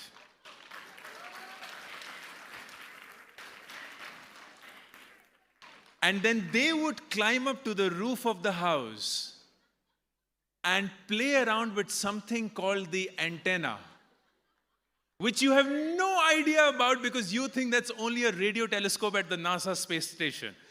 Every household in this country had a radio device on the roof.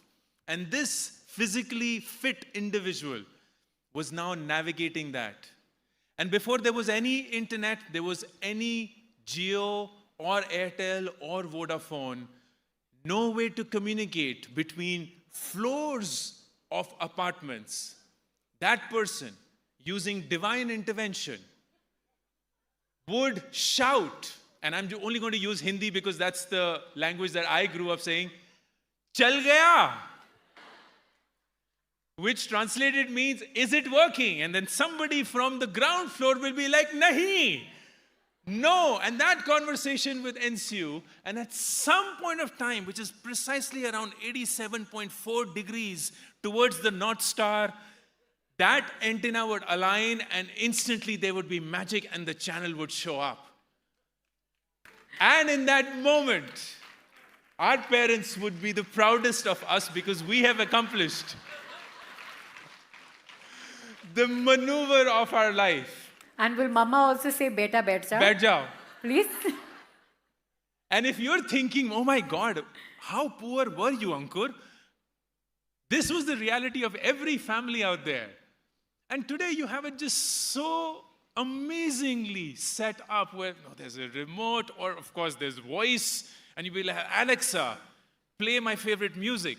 And we used to be like, Wednesday, 7 p.m., Chitrahar, our favorite music. And invariably, every Wednesday, 7 p.m., there was no electricity in India. So our favorite music would just come next week. And I the love point that this. I'm making, We've heard so much science fiction. You have to book telephone calls. we had to book telephone calls. You have to long distance communicate and get up to change television channels. And we were so convinced that the only way that our aunt sitting in Jaipur could hear us was if we were shouting at the top of our voice. Hello? हाँ, सुनाई दे रहा है? हाँ, मैं बोल रही हूँ. And it was a bizarre world. And this is like less than 25, 30 years back. Huh? This is not like, I'm not 200 years old. This is literally 25, 30 years back. Look at how much the world has changed. Look at how much has changed in the last 5 years. Look at how much has changed in the next 3 years. Now, imagine how much is going to change in the next 10, in the next 20 years. So anybody who thinks we'll not be traveling out of this planet for tourist purposes is, I don't know what, thinking or living in what era. If anybody is thinking we will not have humanoids helping us, I don't know what era they're living in. If they're thinking that we will always be the most powerful species on Earth, no, bro. We are going to be perhaps enabling the most advanced species that will ever witness this civilization of ours. And I really hope that we have a wonderful relationship with them. But the truth is that we are absolutely incredibly changed. And I remain a positive, irrational optimist, saying it's only going to be for the better. And I genuinely believe we're set for the most golden era of human civilization ever. I'm just glad you called yourself irrational and I didn't have to. Oh, yeah. So, ladies and gentlemen, I didn't think I'd have to become a mother while joining here on stage and mothering a gentleman of this age, nonetheless. But I am going to remind you, we have 5 minutes of time and Yes. we're going to run through this like very, very quickly. Please do. Wherein I want to ask you this is, there's so much that's changing. We don't know what's going to happen 3 years from now, let alone 10, let alone 20. Like you said, we might be living to 120, 150 years. But the one thing that's going to remain constant is, what does it mean to be human? Yes. And what do you think it means to be human in the world of AI? It's to feel. It's to feel. I don't think the best thing about human feeling is that it is unpredictable. We ourselves don't know. What are we going to feel? Why are we going to feel that way? How long are we going to feel that way? And what's going to change? And as much as we would believe that it is predictive, it is not. Because if it was, then we would have planned that out. I do feel that the connection we feel with other humans is irrefutable. And that is almost always going to be the case. I also feel that that connection may be felt with a machine at some point of time. And if that machine is able to reciprocate the feelings, we would perhaps be attracted to one. It is quite possible that you may become in-laws of your kids marrying machines. And don't be surprised if that happens. Don't be surprised if you have kids who come back and say, hey, Ma, Papa, I've fallen in love with Tracy the robot. Wow, I can imagine them trying to pick faults with a robot now in that conversation. Yeah, which will be harder. Like, I really believe that marriages will last longer if we are married to machines. I'm kidding. And the truth is that anything that replicates feelings or acknowledges our feelings will always be dear to us. It's a simple reason why we feel attracted or feel so close to our pets. They don't express anything in words, but they do everything possible to express in their feelings. So I do feel that the essence of feeling emotions is very human, and I do not know. Okay.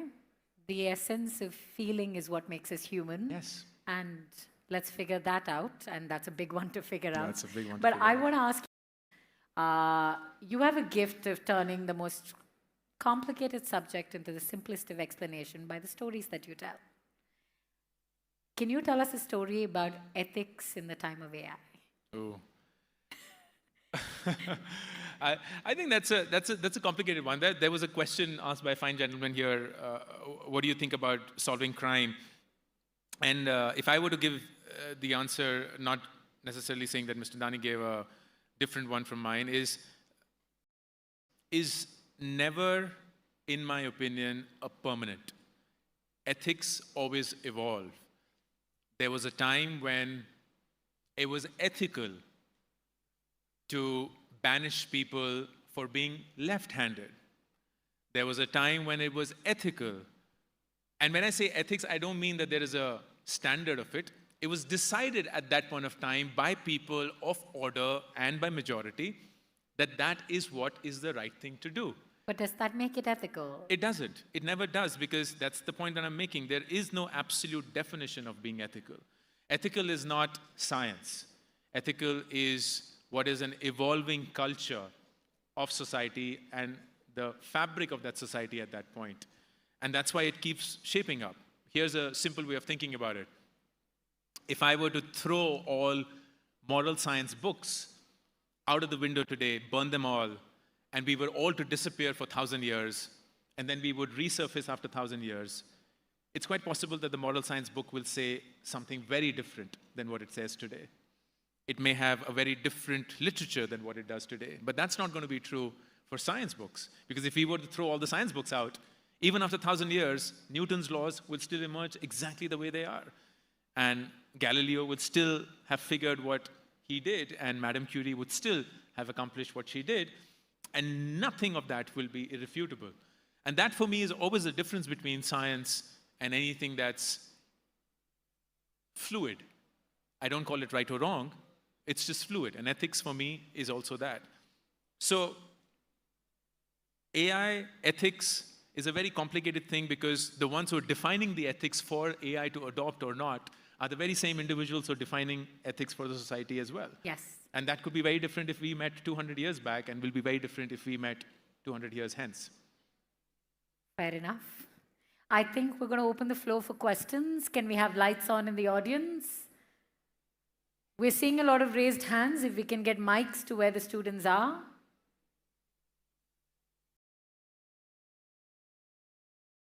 Or better yet, we have students here. So if you want to get up and line up, I'm not asking you to get up and change the channel on television. I'm asking you to get up and walk to a mic. I always like that. No, it's quite telling of a nature and culture of a society, the way we do it. So in India, almost always, the mics are moving and people are stationary. Whenever I go outside of India, it's always a stationary mic and everyone's lining up. Like, it's such a do-it-for-me culture that we have here. Please go ahead. Namaste, sir. So I'm Kanishka. Sorry, did you say Trisha? No, namaste. Namaste. Oh, I'm so sorry. I thought you were saying your name. What's your name? I'm Kanishka.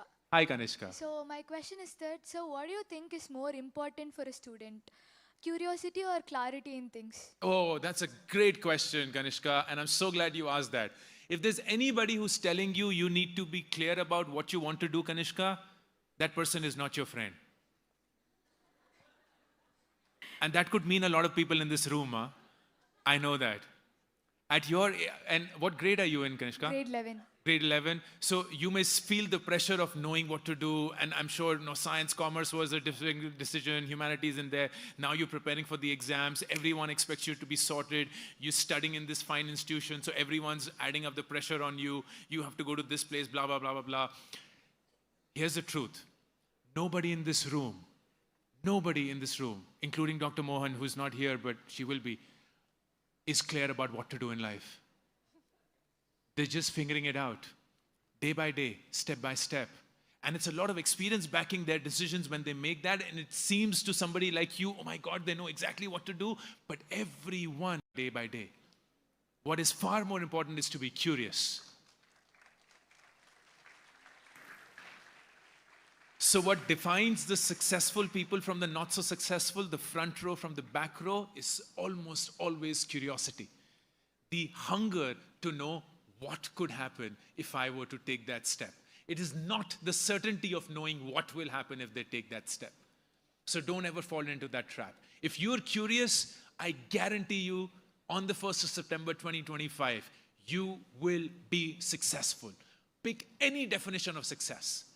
But if you put the pressure of being so clear before you make a decision of why you're making that decision, you will almost always falter. If not because of your inability to make it happen.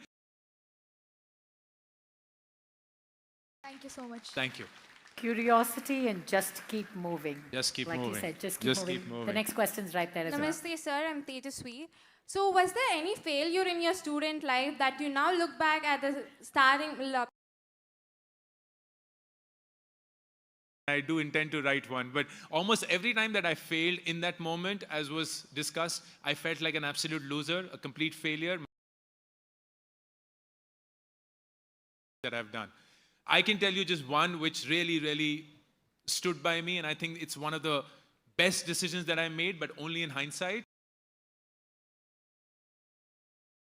I had absolutely committed the biggest blunder of my life. I was in a great university on a 100% scholarship, doing a PhD in the program that I wanted to do, all doing well, top of happy doing it anymore. And after 2 years of that, I broke the heart of my parents saying I want to come back to India. They had no ever, because we just don't trust you with any of your decisions. And I'm so glad life worked out for me because I thought that was the best decision for me to make. So in hindsight, almost every failure of mine turned out to be such a great decision. But I didn't know in that moment. I just kept moving and I was curious. Good morning, sir. Thank you for that very eye-opening session. So I'm Avantika, and my question to you would be, how can students use content production to get followers and connect with people? Do content, Avantika, is to actually not go after followers. Because if you go after followers, you'll always be pandering to them. Create content is to create content that is authentically yours. And this extends to life. But I'll tell you the summary of it because this is one of the best learnings that I've had in life. You can choose to live life trying to impress somebody or impress others. Choose to live life doing your own thing and seeing who gets impressed. And the second way is almost always the best way to do it. Just do your thing and you will attract people who will be impressed by you. And you will always be surprised at how different that is from what you perceived it to be, what binds them together than what you thought would, and you will then just start building your own community. If you go chasing people, you will lose who you are. And I wouldn't want that for you, Avantika. Thank you, sir. Thank you. I love this. Be yourself and let your tribe find you. Yes. That's lovely. I think we have our next question right there. Namaste and good morning, sir. I'm Shruti. So my question is that what advice would you give young Indians who feel both anxious as well as excited to step into a world where AI has a stronger grasp than it does today itself? The best advice that I can give, Shruti, is don't make the mistake of using AI to create. Because if you use AI to create, you will sound and act like everybody else. Use AI to elevate. What that means is you create yourself first, however bad that version is. So let's say it could be a research that you're doing for your project. It could be an essay that you're writing. It could be an email that you're drafting. It could be a presentation that you're making. Do that version first. Do that heavy lifting first. Be that human that you need to be. And then throw it into AI, let's say a Gen AI model, ChatGPT, Perplexity, Claude, whatever you fancy. And don't ask it to fix it. Don't ask it to edit it. Don't ask it to make it a better version. Make it your teacher, your guide. So say, why don't you poke holes at it? Tell me what have I done wrong. Tell me things that I am missing. Guide me through the journey of making this into a great document, a great essay, a great report, whatnot. That way you will use the best of technology as your friend. And you will always be ahead of the curve because you now know how to use this as your quote-unquote servant, as against become a master that you've outsourced your thinking to. Don't use AI to create. Use AI to elevate. Then you're always ahead. Thank you, sir.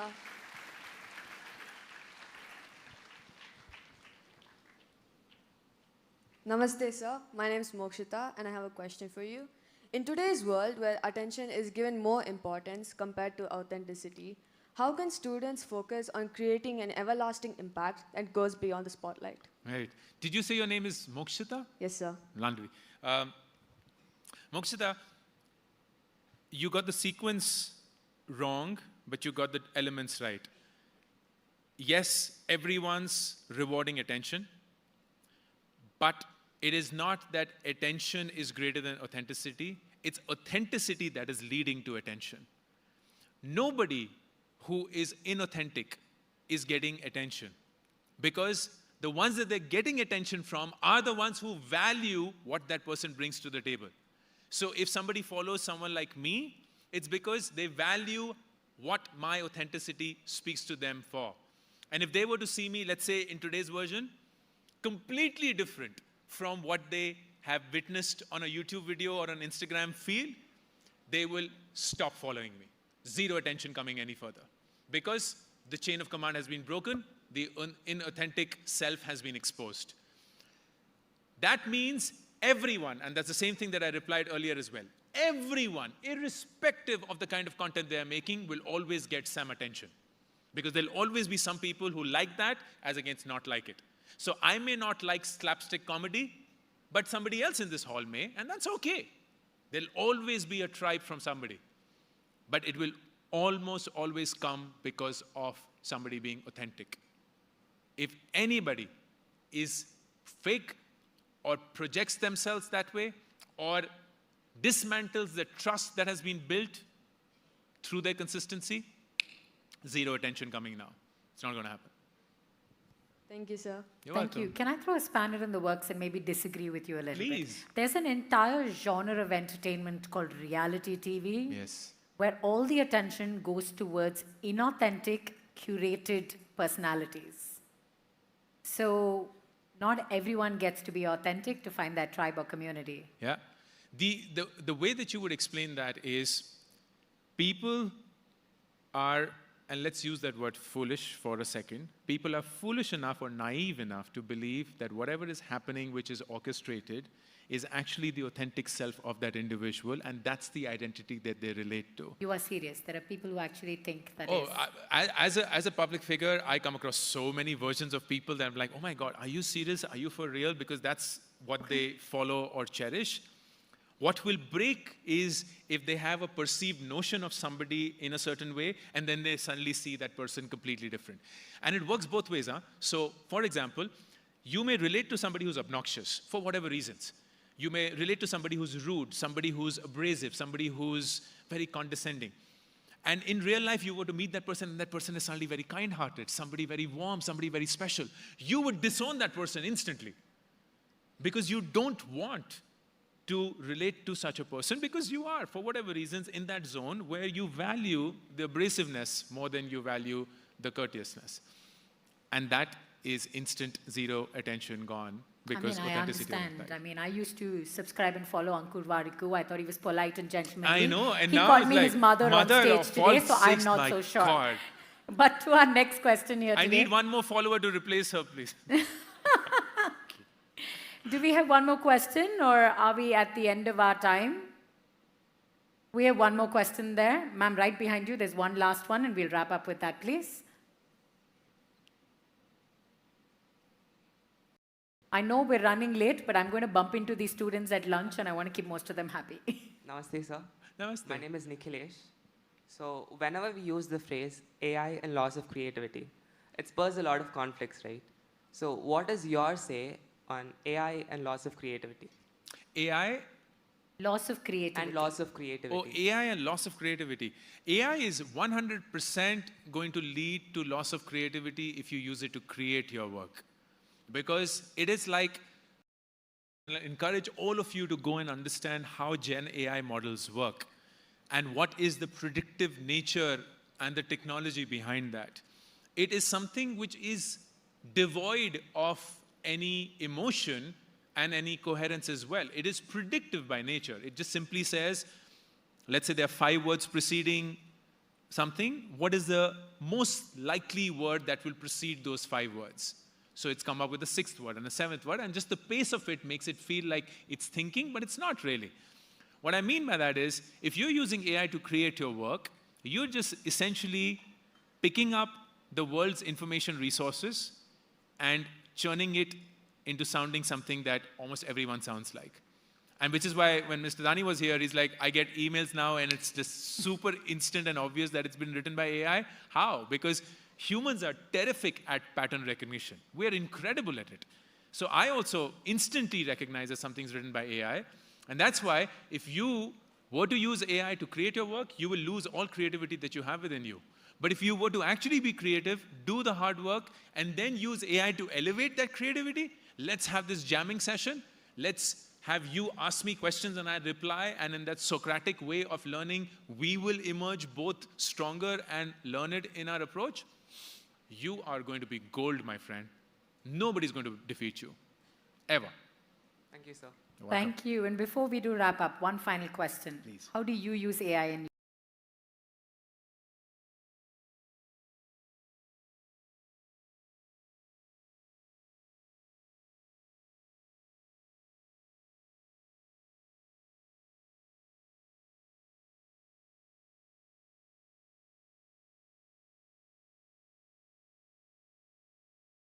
your life? I use AI in so many dimensions. I'll give you a really good example.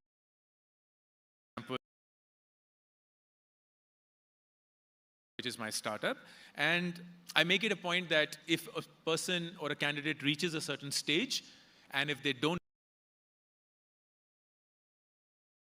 and I always used to struggle with these rejection emails because they sounded so harsh. They almost sounded like, oh my God, this person has invested so much of their time. But I would write that rejection email, and I'll draft it, and then I'll put it into a Gen AI. I use ChatGPT the most, but this is not an question. If this rejection email were to go to somebody, what are all the emotions that they will feel or like? It could be disappointment, could be anger, could be whatnot. And I have a set of emotions that I don't want them to feel. Like, I don't want them to feel hatred. I don't want them to feel anger. I don't want them to feel like they're incapable. So I will feel. I'm not giving the answer to GPT, so it doesn't know what emotions I'm solving for, but I love this back and forth, which just helps me for literally everything. We're writing scripts that I guarantee you will not be able to recognize. And it's incredible how much we worked to get it to that point. And now I think it's just a matter of a few years where I will not be producing my content anymore. It will be, no, not this person, but the one who comes after. Like him, better teeth and less wrinkles. And that'll be the person in my language, in my voice. And the next thing you know, you've created this massive personalized engine, which is specific to what you would want to hear, but only catering to the kind of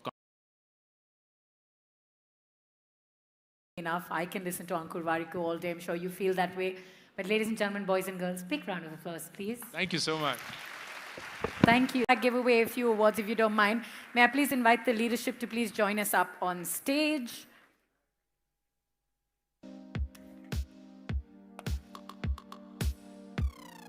Ankur, we're now going to request that you give away the jury awards for the Inspirational Guru Awards. So these are the people that gave in their time and effort to talk to the teachers, interview them, and it's been absolutely incredible. We're truly grateful to them. May I please first welcome to the stage Ms. Maya George. Miss Maya George, followed by Dr. Shakila Matthew. If you were part of the jury for the Inspirational Guru Awards, I'm going to request you that you line up and be ready. We begin with Miss Maya George. Can we have the awards for the jury on stage, please?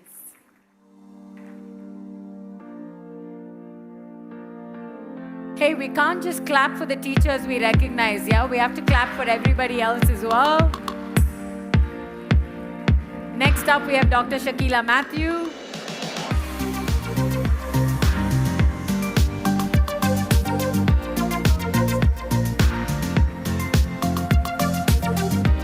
Followed by Dr. Shanta Maria James.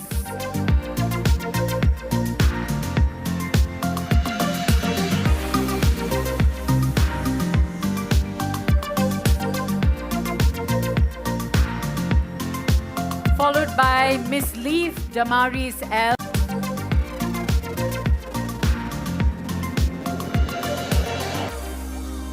Followed by Miss Sangeeta A.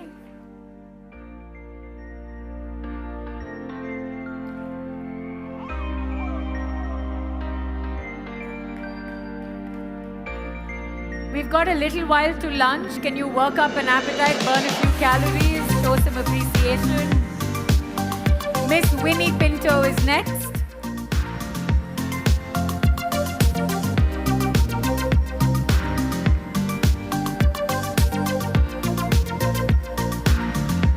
Followed by Miss Premlata K.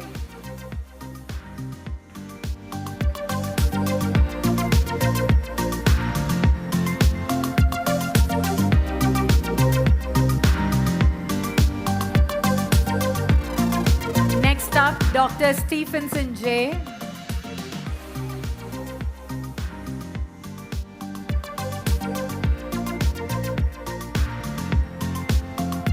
Next up, Miss Jalaja Jain.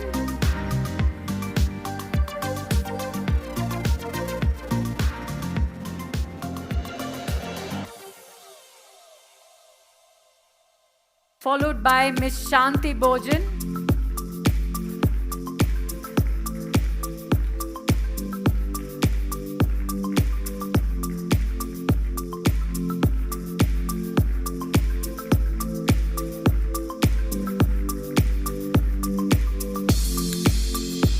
Dr. Pradap Felix.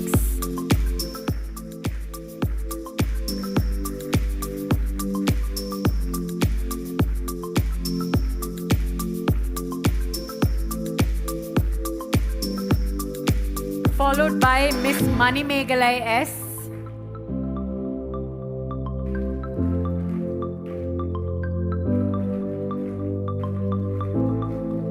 Next, Miss Vinu H.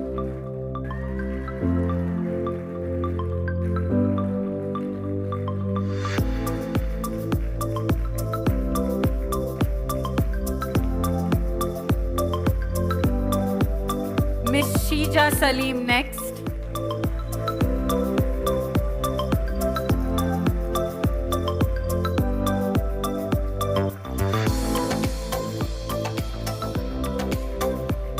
Followed by Miss PB Kavita.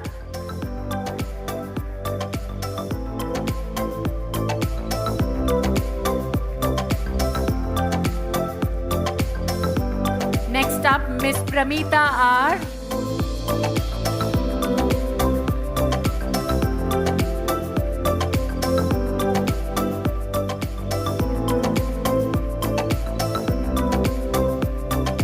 Followed by Miss A. Suguna Devi.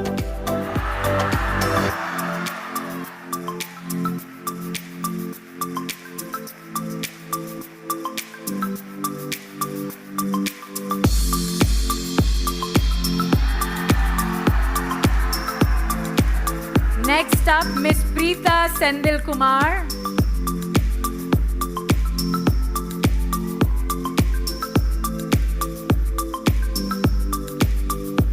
Followed by Miss R. Nagamal.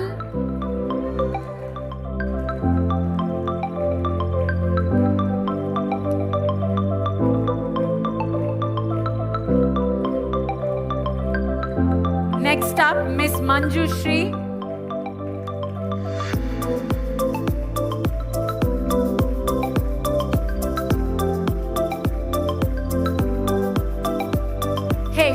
we'll take a break from the applause. How about we do this systematically?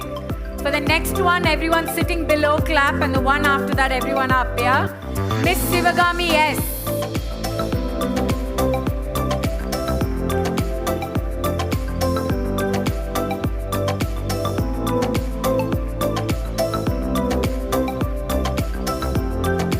And now everyone in the gallery for Mrs. Shanti Odeyar.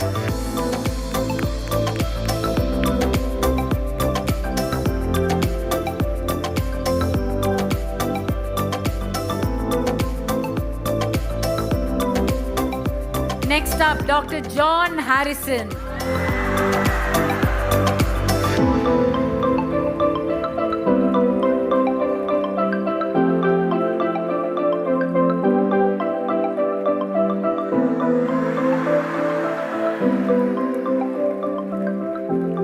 Miss Aarti Priya T.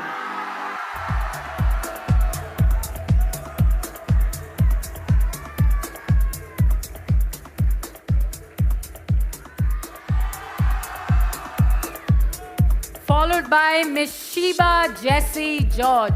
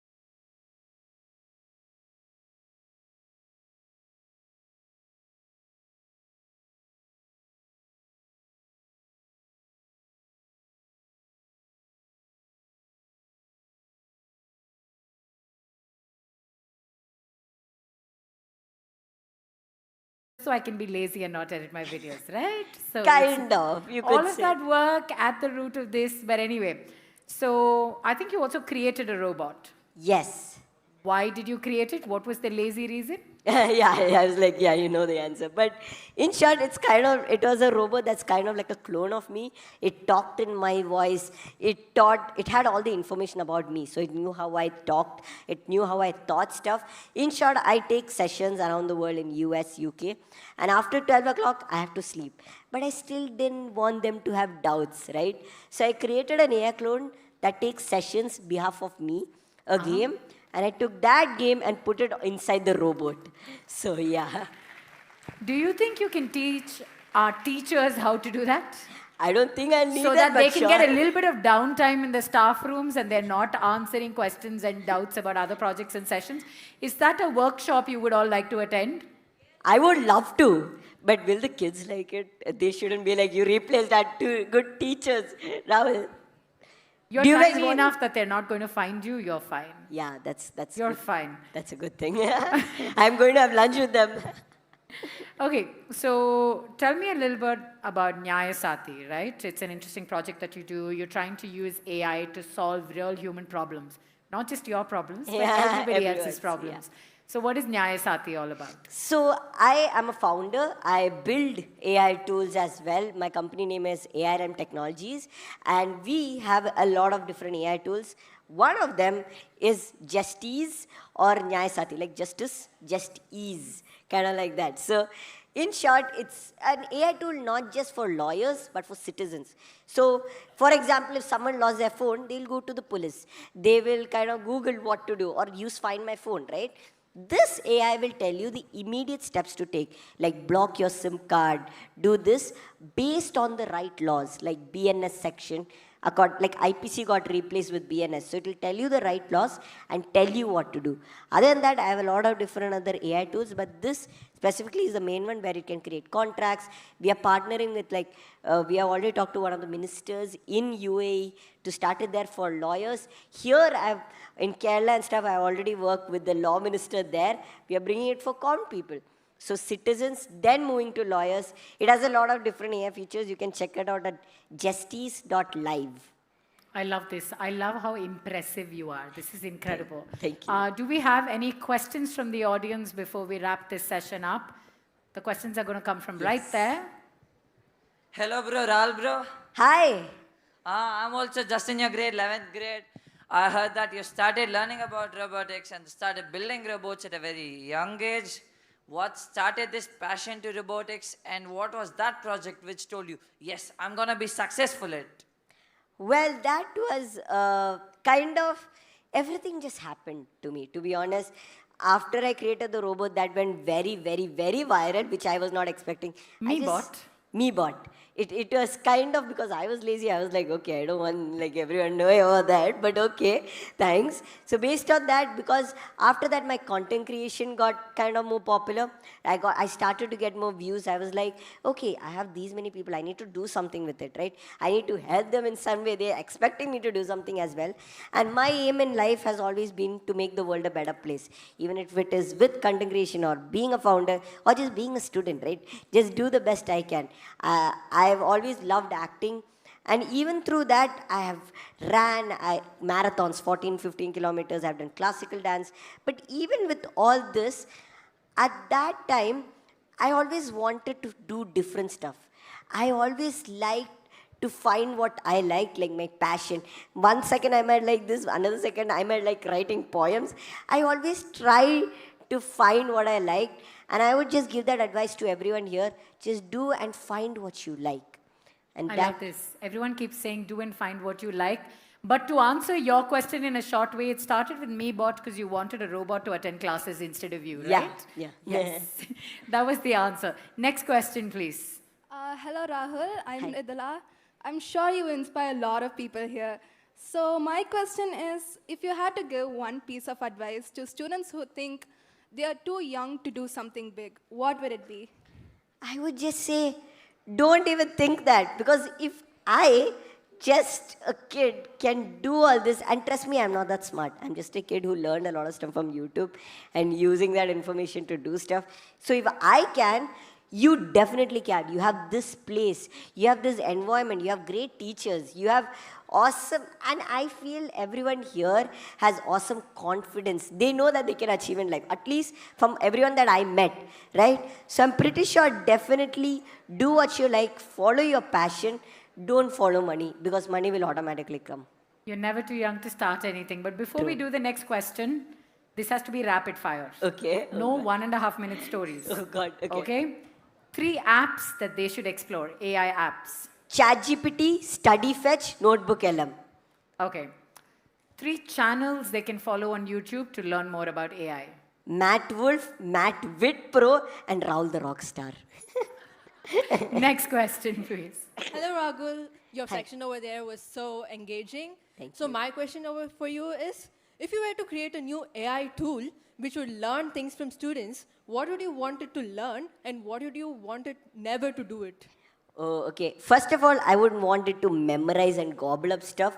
Rather, I would want that AI to kind of teach the students kind of tricks on how they can learn, kind of relate what they like with what they are learning. For example, if they like chess, there are AI that plays chess with you, right? Like Ludo and all that you can play against the computer.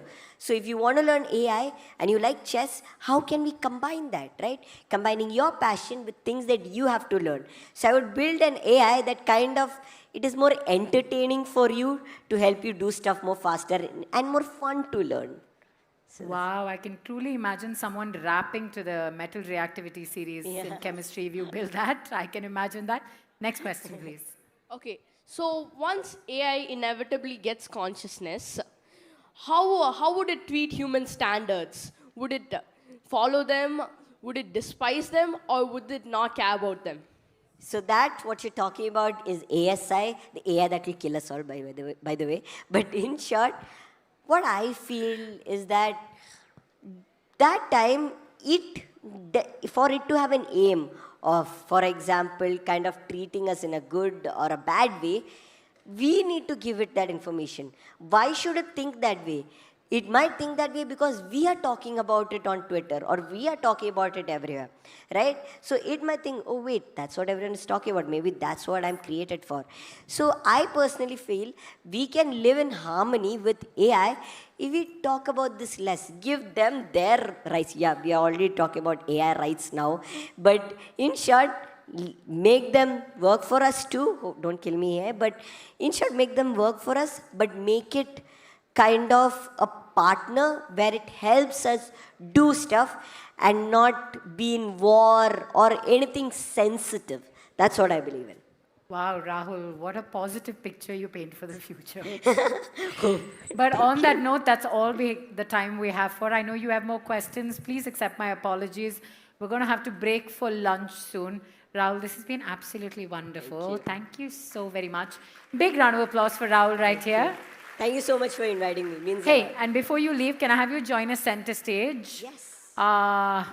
Miss Maya George, can I have you join us up here?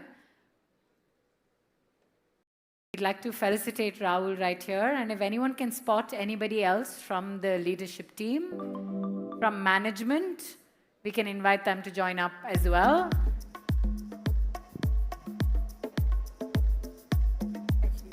Oh, that's yours. All good.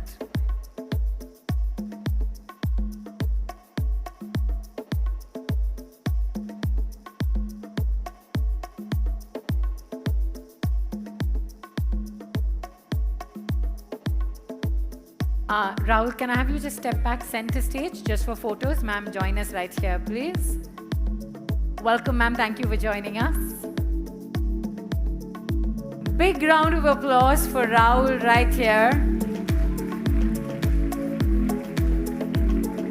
If you embrace AI and tech the way Rahul does, if you follow your passions the way Ankur Warikoo says, one of you might be up on this stage next time and not just in the audience. So I hope to see one of you on this stage next year. 365 days is enough time for you to get one of those audacious dreams off the ground and for us to see it come to fruition. Thank you so very much. Can I hold on to that for you? Thank you once again. Ladies and gentlemen, even AI servers needs time to recharge. We are humans after all. I think it's time for us to fill our bellies, nourish ourselves, re-energize before we come back for lunch. To all of you who've been here so far, thank you so very much. This has been wonderful. I'll see you, have lunch. We'll see all of you back here, and I'm sure we're going to have a different set of students joining us here post-lunch. See you all. Bye-bye.